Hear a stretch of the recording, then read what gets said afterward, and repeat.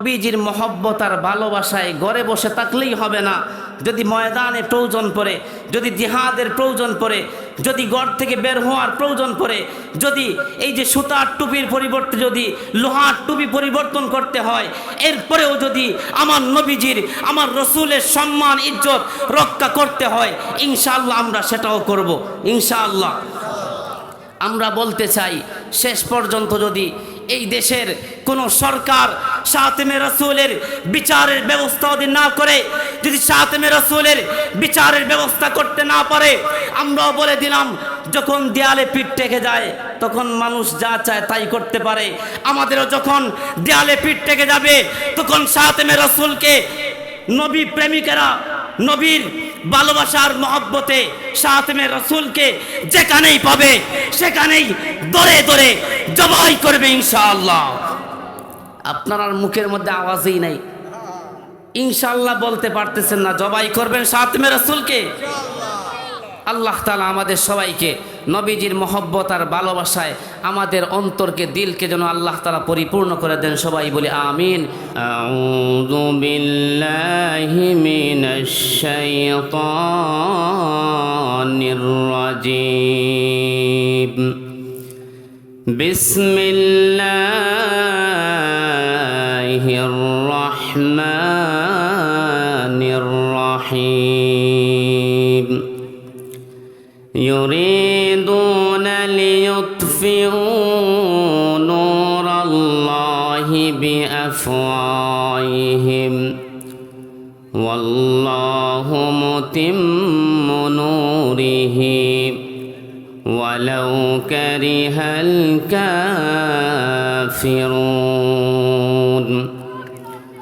وقال النبي صلى الله عليه وسلم: من أحب لله وأبغض لله وأعطى لله ومنع لله فقد استكمل الإيمان، أو كما قال عليه الصلاة والسلام. صدق الله العلي العظيم وصدق رسوله النبي الكريم، ونحن على ذلك من الشاهدين والشاكرين والذاكرين، والحمد لله رب العالمين. मैं सूरत यूसुफ का नहीं,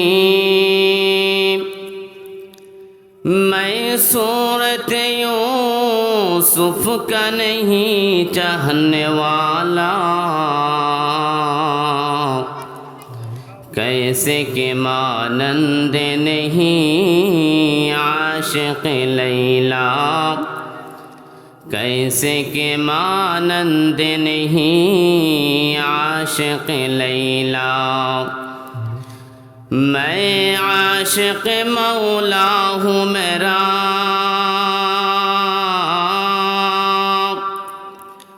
मैं आशिक मौला हूँ मेरा इश्क निराला। ऐ जुमला जहाँ जिसकी तजल्ली से उजाला, ऐ जुमला जहाँ जिसकी तजल्ली से उजाला। हज़रत अबू ज़र गिफ़ारी खादिमे खैरुल बशर, हज़रत अबू ज़र गिफ़ारी खादिमे खैरुल बशर, अपनी सारे जिंदगी में ना बनाया अपना घर। ला इलाहा इल्लल्लाह, ला इलाहा इल्लल्लाह। একটু আওয়াজ দেন। লা ইলাহা ইল্লাল্লাহ লা ইলাহা ইল্লাল্লাহু মুহাম্মাদুর রাসূলুল্লাহ সাল্লাল্লাহু আলাইহি ওয়াসাল্লাম।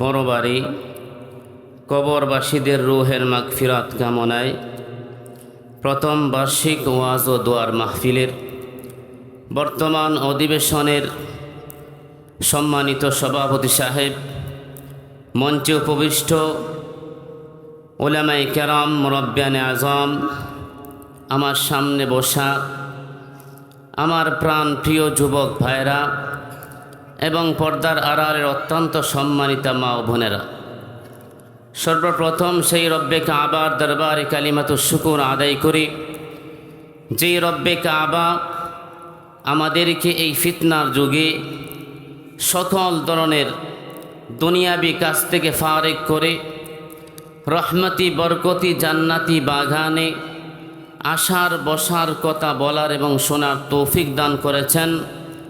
এর জন্য আমরা সবাই হৃদয়ের পরিপূর্ণ আবেগ এবং ভালোবাসা উজাড় করে দিয়ে আকাশ বাতাস মুখরিত করে জোরে সুরে সবাই পড়ি আলহামদুলিল্লাহ। আপনারা এক পাশে সবাই চলে গেছেন, আপনারা কি চান যে যিনি বয়ান করবেন উনি একদিকেই করতে করতে থাকেন? এখন তো আমার মাথা বাঁকা হয়ে যাবে। আপনারা যদি একটু কষ্ট করেন, দ্বীন মজলিসের খাতিরে একটু যদি কষ্ট করেন, সবাই মাঝখানে চলে আসেন, মাঝখানে চলে আসেন। একদিকে যদি বলতে থাকি তো কিছুক্ষণ পরে যিনি আলোচনা করবেন ওনার মাথা বাঁকা হয়ে যাবে, ঠিক না বে ঠিক? আপনারা একটু কষ্ট করে সবাই একটু মাঝখানে চলে আসেন। আপনারা যেই শুকুর আদায় করার জন্য আলহামদুলিল্লাহ আওয়াজটা দিছেন, এই আওয়াজটায় প্রমাণ করে মুসলমানদের আমাদের বর্তমানে ইমানের অবস্থার হালত কেমন।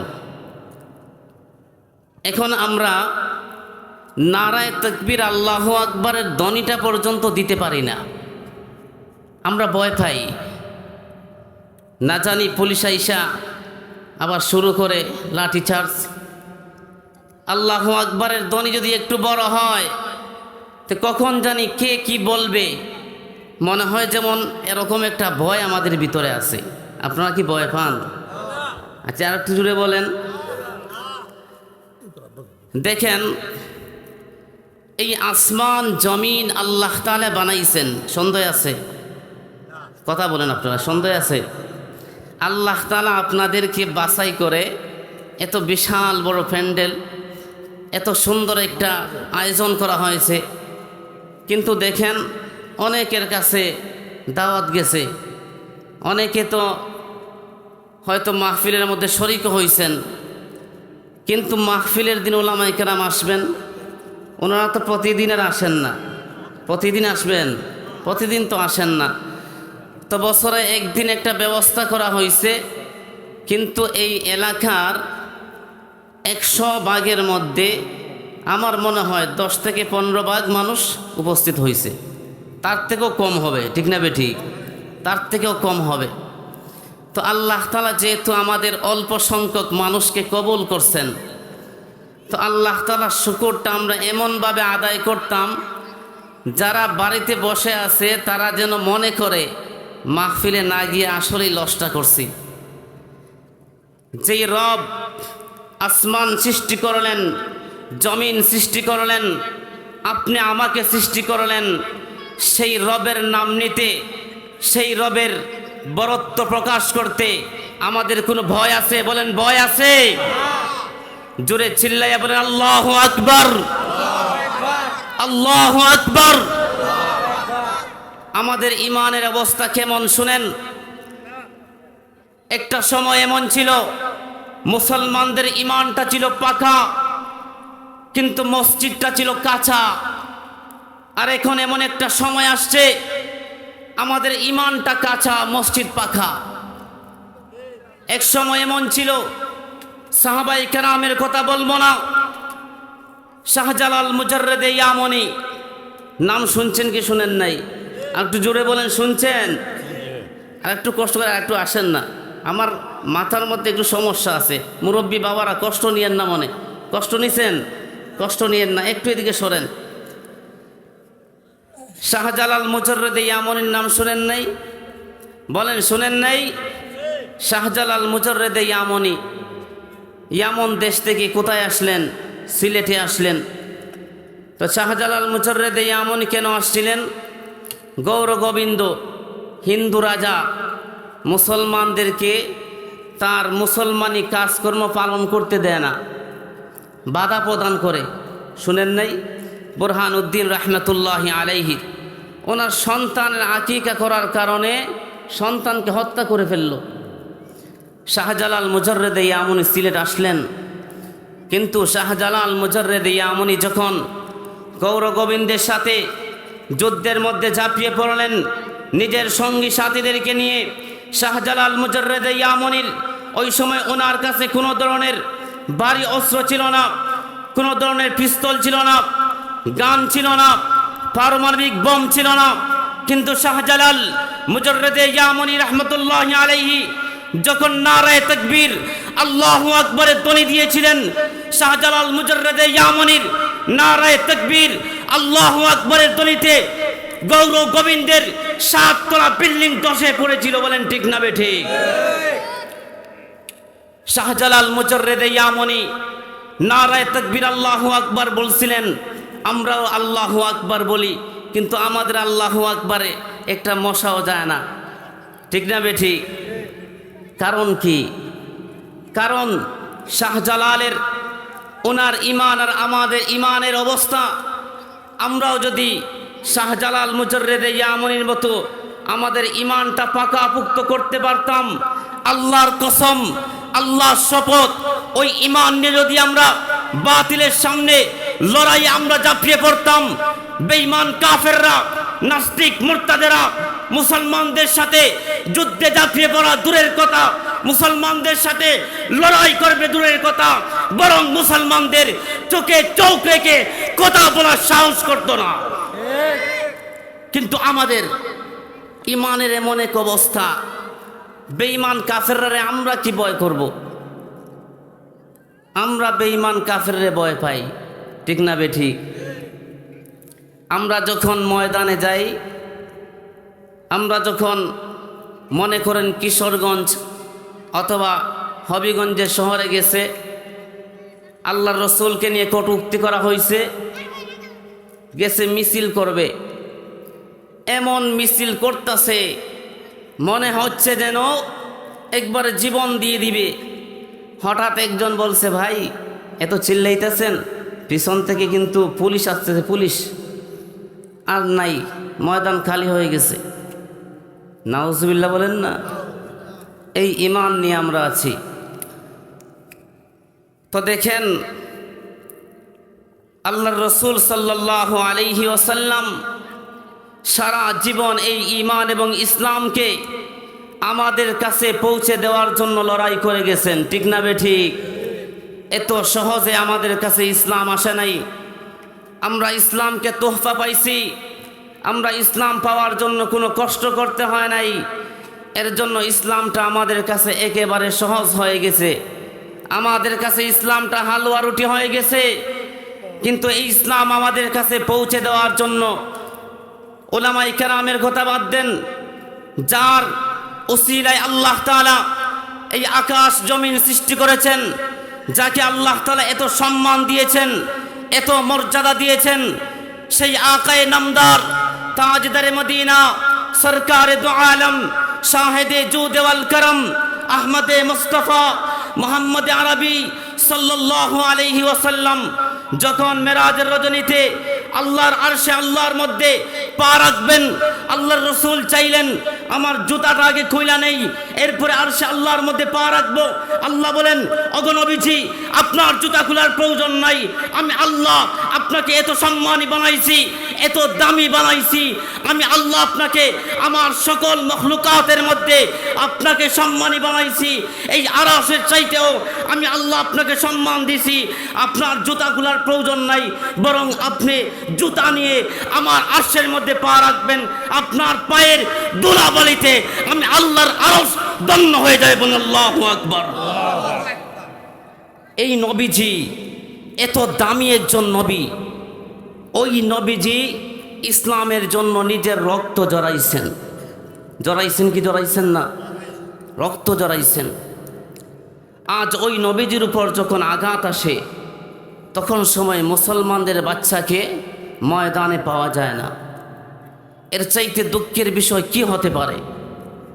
যেই নবীজি এত কষ্ট করে ইসলাম আমাদের কাছে পৌঁছালেন, ওই নবীজির উপর যখন আঘাত আসে, কাদিয়ানিয়া যখন আমার রসুলকে শেষ নবী মানতে রাজি না, আছে না নাই?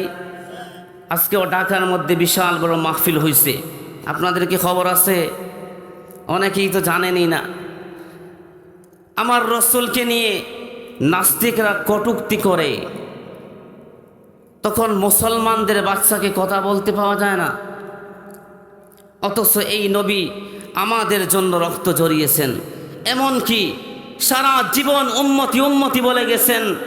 হাসরের ময়দানেও আল্লাহুম্মা উম্মতি বলবেন, সুবহানাল্লাহ। ওই নবীর প্রতি আমাদের মায়ার মহব্বত কেমন? আরে মায়া আসবে কোথায় থেকে? আজকে আমরা শুধু মহব্বতের দাবি করি, আমরা তো দাঁড়িয়ে রাখি না, ঠিক না বেঠিক? চিল্লায় বলেন, কিসের দাবি করি? মহব্বতের দাবি করি, কিন্তু আমাদের তো দাঁড়িয়ে নাই। দাড়ির মহব্বতটা আমাদের কাছে নাই, আমরা আবার মহব্বতের দাবি করি। যুবক ভাইরা যারা আছেন, আল্লাহর রসুলকে মহব্বত করেন না? চিল্লায় বলেন, চিল্লায় বলেন, করেন কি করেন না? যদি করে থাকেন, এই দাড়িতে আঘাত করবেন না। আরে আপনার কাছে মনে হইতে পারে, হুজুরে কি কয়, এখনো বয়স বেশি হয় নাই, 20, 25, 30, একটু বয়স হোক এরপরে দাড়িটা রাখবো, আছে না নাই?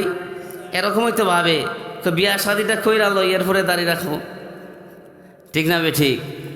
আপনি যদি বিবাহের আগে দাড়ি রাখেন, তাহলে নিশ্চিত থাকতে পারেন আপনার ঘরে আপনার যে স্ত্রী আসবে সে নবী বিদ্বেষী হবে না, ঠিক না বে ঠিক? আপনার যদি দাড়ি থাকে, যে ওই মেয়েটাই তো আপনার ঘরে স্ত্রী হয়ে আসবে যেই মেয়ে দাড়িকে পছন্দ করে, ঠিক না বে ঠিক? আপনারা আমার দিকে সবাই তাকায় থাকবেন, অন্যদিকে তাকাবেন না। দেখেন, যেই মেয়েটা দাড়ি পছন্দ করে না, আপনার যদি দাড়ি থাকে, সে কিন্তু আপনার স্ত্রী হতে চাইবে না, চাইবে? কিন্তু আপনার দাড়ি নাই, এখন নবী বিদ্বেষী, দাড়ি বিদ্বেষী নারী আসতেছে না, দাড়িকে মহব্বত করে সম্মান করে এরকম নারী ঘরে আসতেছে, বলতে পারবেন? বলতে পারবেন না। তাহলে নবীজির মহব্বত আর ভালোবাসা নিয়ে আমরা যে ময়দানে যাব, আমাদের কাছে তো দাড়িরই মহব্বত নাই, ময়দানে গিয়ে কী করব?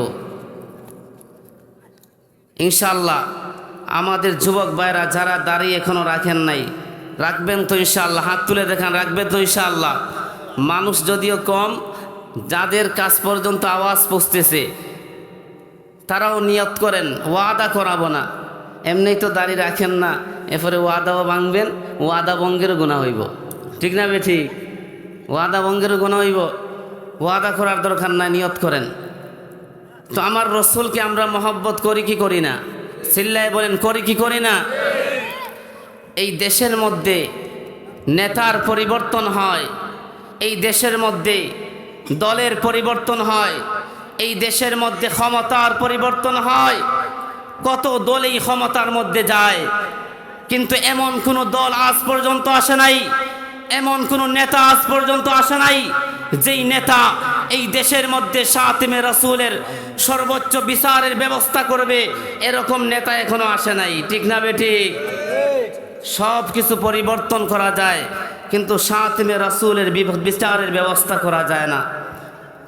আমরাও বলতে চাই, উলামায়ে কেরাম যখন আমাদেরকে ডাক দিবেন, মিকদাদ ইবনুল আসওয়াদ রাদিয়াল্লাহু তাআলা আনহু যেইভাবে বলেছিলেন, ইয়া রাসূলুল্লাহ, ইয়া হাবিবাল্লাহ, আপনি যুদ্ধের ময়দানে ঝাঁপিয়ে পড়ুন, আমরা আপনার ডানে, আপনার বামে, আপনার সামনে, আপনার পিছনে, সর্ব অবস্থায় আমরা আপনার সঙ্গে থাকব। মুসা আলাইহিস সালামের উম্মতের মতো আমরা আপনাকে একা ছেড়ে যাব না। আমরা উলামায়ে কেরামকে জানিয়ে দিতে চাই, শাতেমে রাসূলের বিচার ব্যবস্থা করার জন্য যদি আমাদের ময়দানে নামতে হয়, আমরা ময়দানে নামবো। আমরাও আপনাদের সামনে, আপনাদের ডানে, আপনাদের বামে, আপনাদের পিছনে, সর্ব অবস্থায় আমরা আপনাদের সাথে থাকবো, যতক্ষণ পর্যন্ত শাতেমে রাসূলের বিচারের ব্যবস্থা হবে না।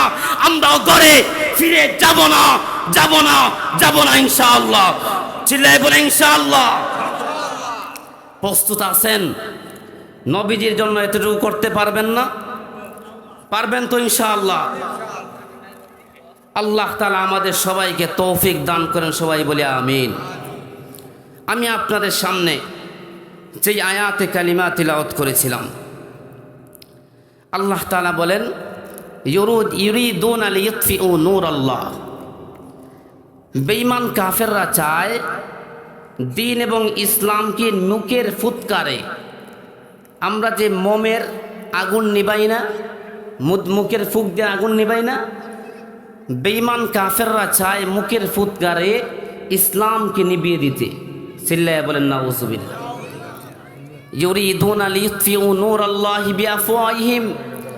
আল্লাহ বলেন ওয়াল্লাহু মুতিম্মু নূরিহি, আমি আল্লাহ অবশ্যই অবশ্যই আমার দ্বীনের, আমার হেদায়েতের আলো আবারও আমি আল্লাহ বিকশিত করব। ওয়ালাউ কারিহাল কাফিরুন, আল্লাহ বলেন কাফেরদের সেটা পছন্দ না। কাফেররা চায় দিনটা মিটে যাক, ঠিক না বেঠিক? কাফেররা কি চায়? দিনটা মিটে যাক। আল্লাহর রাসূল সাল্লাল্লাহু আলাইহি ওয়াসাল্লাম এখনও নবুয়তি পান নাই। 40 বছর বয়সে আল্লাহর রসুল নবী হয়েছেন। 40 বছরের আগে আল্লাহর রসুল নবুয়তি প্রকাশ পায় নাই, ঠিক না বেঠিক? জানেননি? আপনারা জানেন তো 40 বছর বয়সে নবুয়তি প্রকাশ পাইছে। তো আল্লাহর রসুল 40 বছরের ভিতরে মক্কার মধ্যে কোনো শত্রু ছিল না। আল্লাহ রসুলের কি ছিল না? শত্রু ছিল না। একটু কথা বলেন, কি ছিল না? শত্রু ছিল না। নবীজির শত্রু হবে কেন? কারণ নবীজি জিন্দেগিতে কোনোদিন মিথ্যা কথা বলেন নাই। সুবহানাল্লাহ। একটু জোরে বলেন না সুবহানাল্লাহ। জিন্দেগিতে নবীজি কখনো মিথ্যা বলেন নাই, কখনো কারো হক মেরে খান নাই, কারো আমানতের খেয়ানত করেন নাই। আল্লাহর রসুল যারা ঋণগ্রস্ত হইতো তাদের ঋণ নিজের পক্ষ থেকে নবীজি পরিশোধ করে দিতেন। সুবহানাল্লাহ। এই নবীজির শত্রু হওয়ার কথা না, কিন্তু আল্লাহর রসুলের কাছে যখন ওহী আসলো, আল্লাহর রসুল যখন প্রথম ওহী পাইলেন হেরা গুহার মধ্যে, জানেন কি জানেন না? আল্লাহর রসুলের কাছে 5টা আয়াত নাজিল হইল। সূরা আলাকের 5টা আয়াত নাজিল হওয়ার পরে নবীজি এইমাত্র নবী হইছেন। যখন নবী হইছেন তো আল্লাহর রসুলের কাছে এরপরে আরও 3 দিন, আরও 3 বছর পর্যন্ত কোনো ওহী আসে নাই। 3 বছর পরে নবীজির কাছে ওহী আসলো, ইয়া আইয়ুহাল মুদ্দাসসির, হে কম্বলওয়ালা, কুম ফাআনজির, উঠেন দাঁড়ান, মানুষকে ভীতি প্রদর্শন করেন। সুবহানাল্লাহ। আল্লাহ রসুলকে আল্লাহ তাআলা জানাই দিলেন ওয়ানজির আশিরাতাকাল আকরাবিন। মহান আল্লাহর পক্ষ থেকে আল্লাহ তাআলা বিশ্বনবী রাহমাতুল লিল আলামিনকে জানাই দিলেন, ওগো নবীজি, আমি আল্লাহ আপনাকে নবুয়তি দিয়েছি, আমি আল্লাহ আপনাকে নবুয়তি দান করেছি। আপনার এখন কাজ হলো মানুষকে ভীতি প্রদর্শন করা, মানুষকে জান্নাতের সুসংবাদ দেওয়া, মানুষকে জাহান্নামের ভীতি প্রদর্শন করা। আল্লাহর রাসূল সাল্লাল্লাহু আলাইহি ওয়াসাল্লাম নবী হওয়ার পরে আল্লাহ তাআলা সর্বপ্রথম যে আয়াতের মাধ্যমে জানিয়ে দিলেন, ওগো নবীজি, আপনার দাওয়াত শুরু হবে। ওয়া আনজির আশিরাতাকাল আকরাবিন, আপনি সর্বপ্রথম আপনার নিকট আত্মীয়দেরকে দাওয়াত দিবেন। আল্লাহর রাসূল সাল্লাল্লাহু আলাইহি ওয়াসাল্লাম নিকট আত্মীয়দেরকে দাওয়াত দেওয়ার জন্য আল্লাহর রাসূল সবাইকে দাওয়াত দিলেন। সবাইকে দাওয়াত দিয়ে সবাইকে আল্লাহর রাসূল আপ্যায়নের ব্যবস্থা করলেন, ভালো করে সবাইকে আপ্যায়ন করাইলেন। বিশ্বনবী রাহমাতুল লিল আলামিন যখন সবাইকে আপ্যায়ন করাইলেন, আপ্যায়ন করানোর পরে নবীজি একটি পাহাড়ের উপরে দাঁড়াইয়া আল্লাহর রাসূল তাদেরকে জিজ্ঞাসা করলেন, হে আমার গোত্রের লোকেরা শোনো, আমি যদি এখন তোমাদেরকে বলি এই পাহাড়ের উপরে থাকার কারণে আমি যেইভাবে পাহাড়ের পিছনের দিকটাও দেখতে পাই, ঠিক তেমনিভাবে পাহাড়ের সামনের দিকটাও দেখতে পাই। আমি যদি এই মুহূর্তে তোমাদেরকে বলি পাহাড়ের পিছন থেকে শত্রু বাহিনী তোমাদেরকে আক্রমণ করার জন্য আসছে, হে আমার গোত্রের লোকেরা, তোমরা কি আমার কথা বিশ্বাস করবে? তখন তারা সবাই ডেকে বলে, হে মুহাম্মদ, 40 বছরের ভিতরে তুমি কখনো মিথ্যা কথা বলো নাই। 40 বছরের ভিতরে কখনো তোমার কাছে আমরা এমন কোনো জিনিস পাই নাই। 40 বছরের ভিতরে যেই ব্যক্তি মিথ্যা কথা বলে নাই, এখন যদি তুমি এমন বলো, কেন আমরা বিশ্বাস করব না? অবশ্যই তোমার কথা বিশ্বাস করব। আল্লাহর রাসূল ডেকে বললেন, হে আমার গোত্রের লোকেরা শোনো, যেইভাবে আমি পাহাড়ের উপরে থাকার কারণে পাহাড়ের পিছনের দিকটাও দেখতে পাই, সামনের দিকটাও দেখতে পাই, আল্লাহ তাআলা আমাকে নবুয়তি দান করছেন। এর জন্য আমি যেইভাবে তোমাদের দুনিয়ার জীবনের অবস্থাও দেখতেছি, ঠিক তেমনিভাবে তোমাদের কবরের জিন্দেগি, তোমাদের হাসরের জিন্দেগি, তোমাদের আখিরের জিন্দেগি আমি তোমাদের সর্ব অবস্থা দেখতেছি। আল্লাহ তাআলা আমাকে নবী বানাইয়া পাঠাইছেন। তোমরা যদি আমার কথা বিশ্বাস করো, আমাকে যদি আল্লাহর পক্ষ থেকে নবী মানো, তোমরা যদি বলো লা ইলাহা ইল্লাল্লাহ তুফলিহুন, আল্লাহর রাসূল বলেন, তোমরা যদি এক আল্লাহর প্রতি বিশ্বাস স্থাপন করো, তাহলে তোমরা কি হয়ে যাইবা? তোমরা বিজয় হয়ে যাইবা, তোমরা চির সফল হয়ে যাইবা। তখন সময় নবীজি এখন ঘোষণা করছেন যে আল্লাহ তাআলা আমাকে কি বানাইছেন? আমাকে নবী বানাইছেন। তো আল্লাহ তাআলা যেহেতু আমাকে নবী বানাইছেন, আমি তোমাদের কাছে দ্বীনের দাওয়াত দিতেছি, এক আল্লাহর দাওয়াত দিতেছি যে তোমরা এক আল্লাহর প্রতি বিশ্বাস স্থাপন করো। তোমাদের এই মূর্তি পূজা, তোমাদের প্রতিমা পূজা, এগুলো সব হলো বাতিল। এগুলা সব কি? এগুলা সব বাতিল। তোমাদের ওই সকল বাতিল বিশ্বাসের উপর যদি তোমরা থাকো, তাহলে তোমাদের সামনের জীবন, তোমাদের কবরের জীবন, তোমাদের আখিরাতের জীবন বড় কঠিন হবে। তো আল্লাহর রাসূল যখন দ্বীনের দাওয়াত দিলেন, ইসলামের দাওয়াত দিলেন, সর্বপ্রথম নবীজির চাচা আবু লাহাব দাঁড়ায় বলল, আলী হাজা জামাতানা, তুমি কি এর জন্যই আমাদেরকে একত্রিত করেছো? তুমি কি আমাদেরকে এর জন্যই দাওয়াত দিয়েছো? তাব্বাত লাকা ইয়া মুহাম্মদ। তখন সময় আবু লাহাব বলল, মুহাম্মদ তুমি ধ্বংস হও। দেখেন, আল্লাহর রাসূলের আগে কিন্তু কোনো শত্রু ছিল না। যেই ইসলামের দাওয়াত দিছেন, নবীদের শত্রু হয়েছে কি হয় নাই? শত্রু হয়ে গেছে। তো ইসলামকে শেষ করে দেওয়ার জন্য, ইসলামকে জমিন থেকে মিটিয়ে দেওয়ার জন্য এখন তারা কি আরম্ভ করছে? ষড়যন্ত্র করা। আল্লাহর রাসূলকে কিভাবে দমানো যায়, ষড়যন্ত্রের সিস্টেম দেখেন। 1 নাম্বার সিস্টেম হলো আল্লাহর রাসূলকে মানসিকভাবে যত ধরনের অত্যাচার করা যায়, তারা নবীজিকে অত্যাচার করেছে মানসিকভাবে। কিভাবে?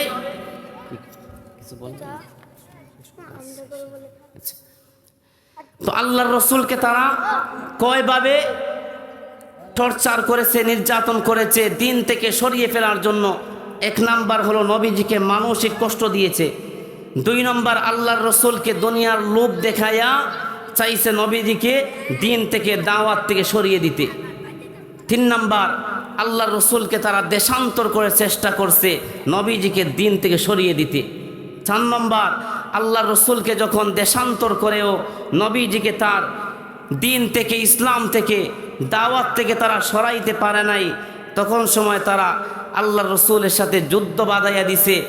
এখন যদি যুদ্ধ করে মুহাম্মদকে দিন থেকে, ইসলাম থেকে আমরা বাধা দিতে পারি।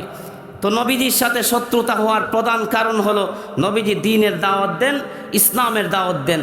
তো আল্লাহর রসুলকে যেইভাবে দ্বীন এবং ইসলাম থেকে সরিয়ে রাখার জন্য তারা তাদের ষড়যন্ত্রগুলো পরিচালনা করেছিল, এখনও বর্তমানেও ইসলামকে, দ্বীনকে পৃথিবী থেকে মিটিয়ে দেওয়ার জন্য তারা চতুর্দিকে ষড়যন্ত্র করতেছে। কিন্তু আমরা মুসলমান এই বিষয় থেকে একবারে গাফিল হয়ে গেছি। আমরা মুসলমান এইগুলো জানি না কোথায় কি হচ্ছে। বলেন ঠিক না বেঠিক? আল্লাহর রসুলকে নিয়ে কটূক্তি করা হয়, আল্লাহর রসুলকে নিয়ে গালিগালাজ করা হয়, আমরা জানি না কে কোথায় কি করতেছে। তো সময় অল্প, আল্লাহ তাআলা আমাদেরকে যতটুকু আলোচনা করলাম, এই আলোচনার উপর আপনাদেরকে এবং আমাকে, যারা আলোচনা শুনছি সবাইকে আল্লাহ তাআলা যেন আমল করার তৌফিক দান করেন। বিশেষ করে আমি আপনাদের সামনে যেই বিষয়টা আলোকপাত করতে চাইছি, বুঝাইতে চাইছি, সেটা হলো নবীজির মহব্বত আর ভালোবাসায় ঘরে বসে থাকলেই হবে না। যদি ময়দানে প্রয়োজন পড়ে, যদি জিহাদের প্রয়োজন পড়ে, যদি ঘর থেকে বের হওয়ার প্রয়োজন পড়ে, যদি এই যে সুতার টুপির পরিবর্তে যদি লোহার টুপি পরিবর্তন করতে হয়, এরপরেও যদি আমার নবীজির, আমার রসুলের সম্মান ইজ্জত রক্ষা করতে হয়, ইনশাআল্লাহ আমরা সেটাও করব ইনশাআল্লাহ। আমরা বলতে চাই, শেষ পর্যন্ত যদি এই দেশের কোনো সরকার শাতেমে রসুলের বিচারের ব্যবস্থা যদি না করে, যদি শাতেমে রসুলের বিচারের ব্যবস্থা করতে না পারে, আমরাও বলে দিলাম, যখন দেয়ালে পিঠ টেকে যায় তখন মানুষ যা চায় তাই করতে পারে। আমাদেরও যখন দেয়ালে পিঠ টেকে যাবে তখন শাতেমে রসুলকে নবী প্রেমিকেরা, নবীর ভালোবাসার মহব্বতে শাতেমে রসুলকে যেখানেই পাবে সেখানেই দরে দরে জবাই করবে ইনশাআল্লাহ। আপনার আর মুখের মধ্যে আওয়াজই নাই, ইনশাআল্লাহ বলতে পারতেছেন না, জবাই করবেন শাতেমে রসুলকে। আল্লাহ তাআলা আমাদের সবাইকে নবীজির মহব্বত আর ভালোবাসায় আমাদের অন্তরকে, দিলকে যেন আল্লাহ তাআলা পরিপূর্ণ করে দেন। সবাই বলি আমিন।